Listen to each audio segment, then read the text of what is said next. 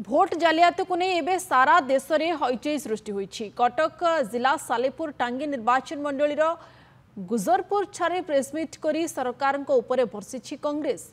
केंद्र में बीजेपी शासन को आसिबा परे विभिन्न निर्वाचन फलाफल अप्रत्याशित हेउतिबारु निर्वाचन प्रक्रिया रे हेरफेर होइतिबा नै आशंका करा जाउछि। गत निर्वाचन रे केंद्र और राज्य में बीजेपी भोट चोरी करी शासन क्षमता को आसिथिबा अभियोग होइछि। एने कांग्रेस नेता राहुल गांधी मध्य सांबादिक सम्मेलन रे एहाको प्रकाश करथिले। आगामी दिन में गणतंत्र को सुरक्षित रखिबा पई जातीय राज्य आंचलिक स्तर रे भोटर माननकु सचेतन करा जिवो बोली कांग्रेस कहिछि। आगामी दिन में एहाको संशोधन जदि करा न जाय तेबे गणतंत्र प्रति महाविपद सृष्टि हेबो बोली दल कहिछि।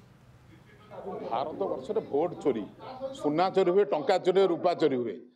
टंका चोरी हुआ तो भोट चोरी के आम शुणी नु कान उठा गणतंत्र एत दिन पर प्राय पाखापाखि स्वाधीन 75-77 वर्ष पर गणतंत्र हत्या करने चेष्टा पुणी इंग्रेज शासन फेरी आने चेष्टा ओडिशा रे 20टा निर्वाचन मंडली रे 2 लाख लेखाएं भोट पड़ी अधिका एवं जहाँफल 20 टू 20 जाक सीट बीजेपी जितिला।